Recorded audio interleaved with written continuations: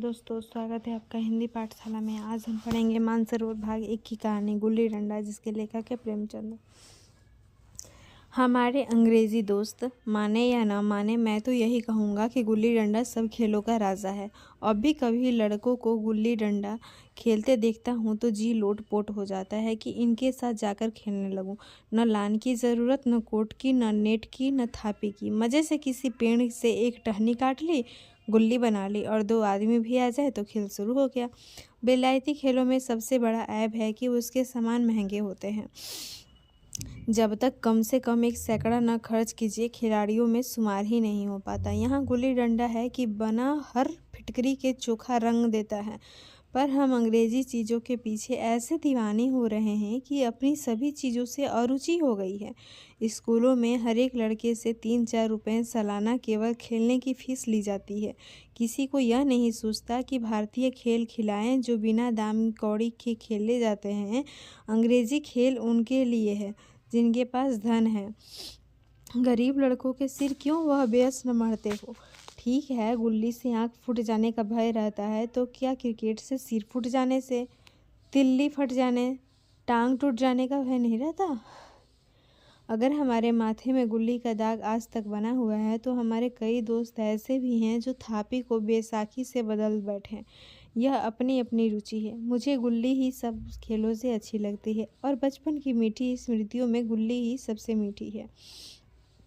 वह प्रातःकाल घर से निकल जाना, वह पेड़ पर चढ़कर टहनियाँ काटना और गुल्ली डंडे बनाना, वह उत्साह, वह खिलाड़ियों के जमघटे, वह पदना और पदाना, वह लड़ाई झगड़े, वह सरल स्वभाव जिससे अछूत अछूत अबीर करीब का बिल्कुल भेद न रहता था, जिसमें अमीराना चोचलों की, प्रदर्शन की, अभिमान की गुंजाइश ही न थी।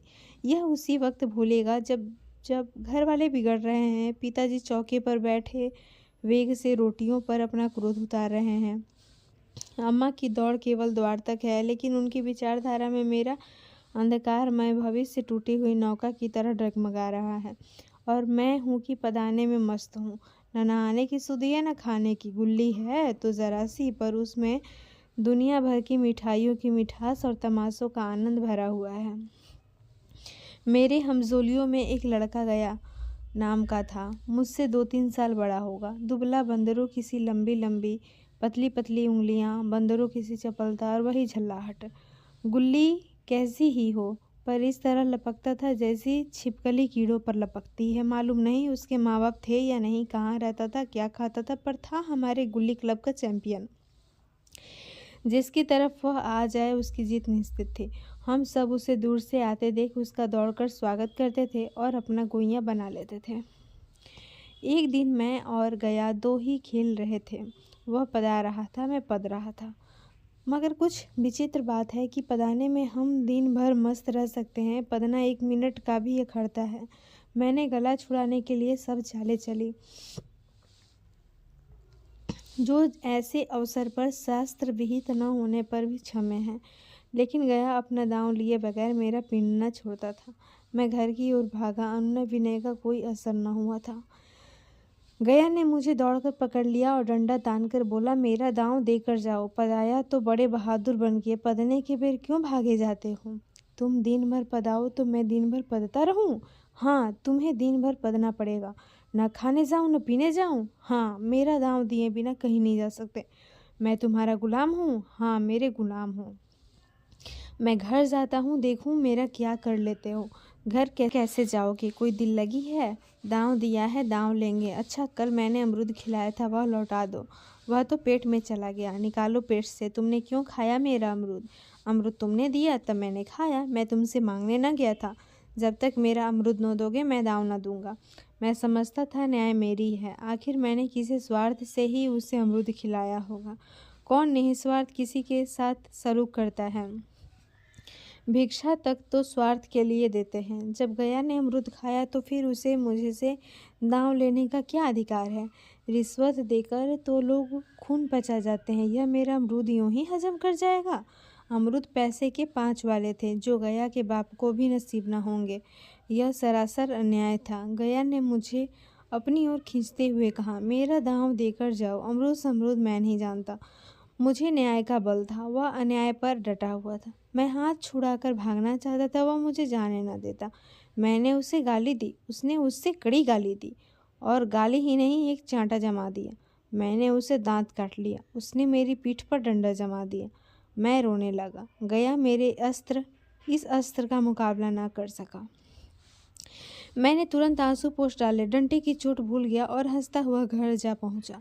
मैं थानेदार का लड़का एक नीच जात के लौंडे के हाथों पीट गया। यह मुझे उस समय भी अपमानजनक मालूम हुआ, लेकिन घर में किसी से शिकायत न की। उन्हीं दिनों पिताजी का वहाँ से तबादला हो गया। नई दुनिया देखने की खुशी में ऐसा फूला कि अपने हमजोलियों से बिछुड़ जाने का बिल्कुल दुख न हुआ। पिताजी दुखी थे, वह बड़ी आमदनी की जगह थी। अम्मा से भी दुखी थी, यहाँ सब चीज़ें सस्ती थी और मोहल्ले की स्त्रियों से घराव सा हो गया था। लेकिन मैं सारे खुशी के फूले न समाता था। लड़कों में जीत उठा रहा था, वहाँ ऐसे घर थोड़े ही होते हैं, ऐसे ऐसे ऊंचे घर हैं कि आसमान से बातें करते हैं। वहाँ के अंग्रेजी स्कूल में कोई मास्टर लड़कों को पीटे तो उसे जेल हो जाए। मेरे मित्रों की फैली हुई आंखें और चकित मुद्रा बतला रही थी कि मुझसे उनकी निगाह में कितनी स्पर्धा हो रही थी। मानो कह रहे थे, तू भगवान हो भाई, जाओ, हमें तो इसी उजड़ ग्राम में जीना भी है और मरना भी। 20 साल गुजर गए। मैंने इंजीनियरिंग पास की और उसी जिले का दौरा करता हुआ उसी कस्बे में पहुंचा और डाक बंगले में ठहरा। उस स्थान को देखते ही इतनी मधुर बाल स्मृतियाँ हृदय में जाग उठी कि मैंने छड़ी उठाई और कस्बे की सैर करने निकला। आंखें किसी प्यासे पथिक की भांति बचपन की उन क्रीड़ा स्थलों को देखने के लिए व्याकुल हो रही थी, पर उस परिचित नाम के सिवा वहाँ और कुछ परिचित न था। जहाँ खंडहर था वहाँ पक्के मकान खड़े थे, जहाँ बरगद का पुराना पेड़ था वहाँ अब एक समुंदर बगीचा था। स्थान की काया पलट हो गई थी। अगर उसके नाम और स्थिति का ज्ञान न होता तो मैं उसे पहचान भी न सकता। बचपन की संचित और अमर स्मृतियाँ बाहें खोले अपने उन पुराने मित्रों से गले मिलने को अधीर हो रही थी, मगर वह दुनिया बदल गई थी। ऐसा जी होता था कि उस धरती से लिपट कर रोऊं और कहूँ, तुम मुझे भूल गई, मैं तो अब भी तुम्हारा वही रूप देखना चाहता हूँ। सहसा एक खुली जगह में मैंने 2-3 लड़कों को गुल्ली डंडा खेलते देखा। एक क्षण के लिए मैं अपने को बिल्कुल भूल गया कि मैं एक ऊंचा अफसर हूँ, साहबी ठाठ में, रौब और अधिकार के आवरण में। जाकर एक लड़के से पूछा, क्यों बेटे, यहाँ कोई गया नाम का आदमी रहता है? एक लड़के ने गुल्ली डंडा समेट कर सहमे हुए स्वर में कहा, कौन गया? गया चमार? मैंने यूं ही कहा, हाँ हाँ वही, गया नाम का कोई आदमी है तो? शायद वही है। हाँ है तो ज़रा उसे बुला सकते हो? लड़का दौड़ता हुआ गया और एक क्षण में एक 5 हाथ के काले देव को साथ लिए आता दिखाई दिया। मैं दूर से ही पहचान गया। उसकी ओर लपकना चाहता था कि उसके गले लिपट जाऊं, पर कुछ सोच कर रह गया। बोला, कहो गया, मुझे पहचानते हो? गया ने झुककर सलाम किया। हाँ मालिक, भला पहचानूंगा क्यों नहीं, आप मज़े में हो? बहुत मज़े में, तुम अपनी कहो। डिप्टी साहब का साइस हूँ। मतई, मोहन, दुर्गा सब कहाँ हैं, कुछ खबर है? मतई तो मर गया, दुर्गा और मोहन दोनों डाकिया हो गए हैं। आप? मैं तो जिले का इंजीनियर हूँ। सरकार तो पहले ही बड़े ज़हीन थे, अब कभी गुल्ली डंडा खेलते हो? गया ने मेरी ओर प्रश्न भरी आंखों से देखा। अब गुल्ली डंडा क्या खेलूँगा सरकार, अब तो धंधे से छुट्टी नहीं मिलती। आओ आज हम तुम खेले, तुम पदाना हम पदेंगे, तुम्हारा एक दाम हमारे ऊपर है, वह आज ले लो। गया बड़ी मुश्किल से राजी हुआ। वह ठहरा टके का मजदूर, मैं एक बड़ा अफसर, हमारा और उसका क्या जोड़। बेचारा झेप रहा था, लेकिन मुझे भी कुछ कम झेप न थी, इसलिए कि मैं गया के साथ खेलने जा रहा था, बल्कि इसलिए कि लोग इस खेल को अजूबा समझकर इसका तमाशा बना लेंगे और अच्छी खासी भीड़ लग जाएगी। उस भीड़ में वह आनंद कहाँ रहेगा, पर खेल ले बगैर तो रहा नहीं जाता। आखिर निश्चय हुआ कि दोनों जने बस्ती से बहुत दूर खेलेंगे और बचपन की उस मिठाई को खूब रस लेकर खाएंगे। मैं गया को लेकर डाक बंगले पर आया और मोटर में बैठकर दोनों मैदान की ओर चले। साथ में कुल्हाड़ी ले ली। मैं गंभीर भाव निर्धारण किए हुए था, लेकिन गया इसे अभी तक मजाक ही समझ रहा था। फिर भी उसके मुख पर उत्सुकता या आनंद का कोई चिन्ह था। शायद वह हम दोनों में जो अंतर हो गया था, यही सोचने में मगन था। मैंने पूछा, तुम्हें कभी हमारी याद आती थी गया? सच कहना। गया झेंपता हुआ बोला, मैं आपको याद करता हुजूर किस लायक हूँ। भाग में आपके साथ कुछ दिन खेलना बदा था, नहीं मेरी क्या गिनती। मैंने कुछ उदास होकर कहा, लेकिन मुझे तो बराबर तुम्हारी याद आती थी। तुम्हारा वह डंडा जो तुमने तान कर जमाया था, याद है ना। गया ने पछताते हुए कहा, वह लड़कपन था सरकार, उसकी याद न दिलाओ। वाह, वह मेरे बाल जीवन की सबसे रसीली याद है। तुम्हारे उस डंडे में जो रस था, वह तो अब न आदर सम्मान में पाता हूँ न धन में। इतनी देर में हम बस्ती से कोई 3 मील निकल आए। चारों तरफ सन्नाटा है। पश्चिम और कोसों तक भीमताल फैला हुआ है, जहाँ आकर हम किसी समय कमल पुष्प तोड़ ले जाते थे और उसके झुमक बनाकर कानों में डाल लेते थे। जेठ की संध्या केसर में डूबी चली आ रही है। मैं लपक कर एक पेड़ पर चढ़ गया और एक टहनी काट लाया। चटपट गुल्ली डंडा बन गया। खेल शुरू हो गया। मैंने गुच्छी में गुल्ली रखकर उछाली। गुल्ली गया के सामने ऐसे निकल गई। उसने हाथ लपकाया जैसे मछली पकड़ रहा हो। गुल्ली उसके पीछे जाकर गिरी। यह वही गया है जिसके हाथों में गुल्ली जैसे आप ही आकर बैठ जाती थी। वह दाहिने बाएं कहीं हो, गुल्ली उसकी हथेली में ही पहुंचती थी, जैसे गुल्लियों पर वशीकरण डाल देता। वो नई गुल्ली, पुरानी गुल्ली, छोटी गुल्ली, बड़ी गुल्ली, नोकदार गुल्ली, सपाट गुल्ली सभी उससे मिल जाती थी। जैसे उसके हाथों में कोई चुंबक हो, गुल्लियों को खींच लेता हो। लेकिन आज गुल्ली को उससे वह प्रेम नहीं रहा। फिर तो मैंने पदाना शुरू किया। मैं तरह तरह की धांधलियाँ कर रहा था। अभ्यास की कसर बेईमानी से पूरी कर रहा था। हुच जाने पर भी डंडा खेले जाता था। हालांकि शास्त्र के अनुसार गया की बारी आनी चाहिए थी।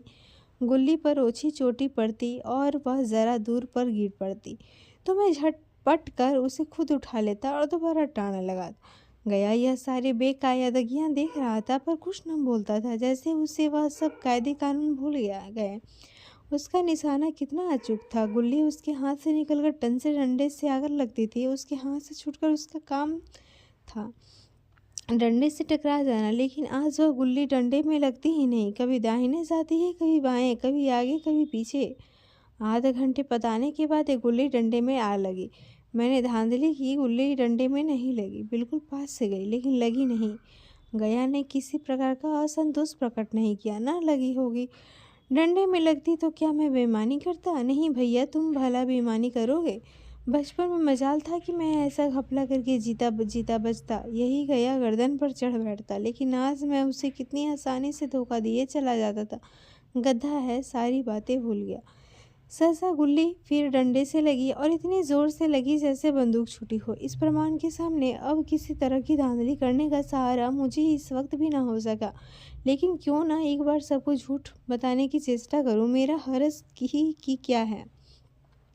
मान गया तो वाह वाह, नहीं तो 2-4 हाथ पदना ही तो पड़ेगा। अंधेरा का बहाना करके जल्दी से छुड़ा लूंगा, फिर कौन दांव देने आता है। गया ने विजय के उल्लास में कहा, लग गई, टन से बोली। मैंने अनजान बनने की चेष्टा करके कहा, तुमने लगते देखा? मैंने तो नहीं देखा, टन से बोली है सरकार, और जो किसी ईंट से टकरा गई हो। मेरे मुख से यह वाक्य उस समय कैसे निकला, इसका मुझे खुद आश्चर्य है। इस सत्य को झूठलाना वैसा ही था जैसे दिन को रात बताना। हम दोनों ने गुल्ली को डंडे में जोर से लगते देखा था, लेकिन गया ने मेरा कथन स्वीकार कर लिया। हाँ, किसी ईंट में लगी होगी। डंडे में लगती तो इतनी आवाज़ न आती। मैंने फिर पदाना शुरू कर दिया, लेकिन इतनी प्रत्यक्ष धांधली कर लेने के बाद गया की सरलता पर मुझे दया आने लगी। इसलिए जब तीसरी बार गुल्ली डंडे में लगी तो मैंने बड़ी उदारता से दांव देना तय कर दिया। गया ने कहा, अब तो अंधेरा हो गया है भैया, कल पर रखो। मैंने सोचा कल बहुत सा समय होगा, या न जाने कितनी देर पता है, इसलिए इसी वक्त मामला साफ कर लेना अच्छा होगा। नहीं, अभी बहुत उजाला है, तुम अपना दांव ले लो। गुल्ली सूझेगी नहीं, कुछ परवाह नहीं। गया ने पताना शुरू किया, पर उसे अब बिल्कुल अभ्यास न था। उसने 2 बार टाण लगाने का इरादा किया, पर दोनों ही बार हुच गया। 1 मिनट से कम में वह दांव खो बैठा। मैंने अपनी हृदय की विशालता का परिचय दिया। एक दांव और खेल लो, तुम तो पहले ही हाथ में हुच गए। नहीं भैया, अब अंधेरा हो गया, तुम्हारा अभ्यास छूट गया। कभी खेलते नहीं? खेलने का समय कहाँ मिलता है भैया। हम दोनों मोटर पर जा बैठे और चिराग जलते जलते पड़ाव पर पहुंच गए। गया चलते चलते बोला, कल यहाँ गुल्ली डंडा होगा, सभी पुराने खिलाड़ी खेलेंगे। तुम भी आओगे? जब तुम्हें फुर्सत हो तभी खिलाड़ियों को बुलाऊं। मैंने शाम का समय दिया और दूसरे दिन मैच देखने गया। कोई 10-10 आदमियों की मंडली थी। कई मेरे लड़कपन के साथी निकले। अधिकांश युवक थे जिन्हें मैं पहचान न सका। खेल शुरू हुआ। मैं मोटर पर बैठा बैठा तमाशा देखने लगा। आज गया का खेल, उसका नैपुण्य देखकर मैं चकित हो गया। टाँड़ लगाता तो गुल्ली आसमान से बातें करती। कल की सी वह झिझक, वह हिचकिचाहट, वह बेदिली आज न थी। लड़कपन में जो बात थी आज उसने प्रौढ़ता प्राप्त कर ली थी। कहीं कल इसने मुझे इस तरह बताया होता तो मैं जरूर रोने लगता। उसके डंडे की चोट खाकर गुल्ली 200 गज की खबर लाती थी। पदने वालों में एक युवक ने कुछ धांधली की। उसने अपने विचार में गुल्ली लपक ली थी।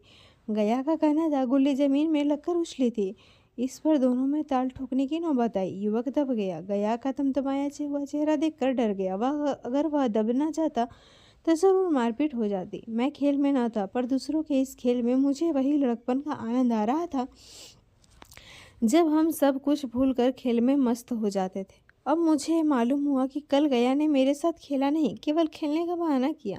उसने मुझे दया का पात्र समझा। मैंने धांधली की, बेईमानी की, पर उसे जरा भी क्रोध न आया, इसलिए कि वह खेल न रहा था, मुझे खिला रहा था, मेरा मन रख रहा था। वह मुझे पदाकर मेरा कचूम्बर नहीं निकालना चाहता था। मैं अब अफसर हूँ।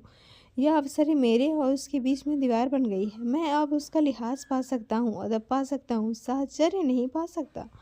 लड़कपन था तब मैं उसका समकक्ष था। यह पद पाकर अब मैं केवल उसकी दया योग्य हूँ।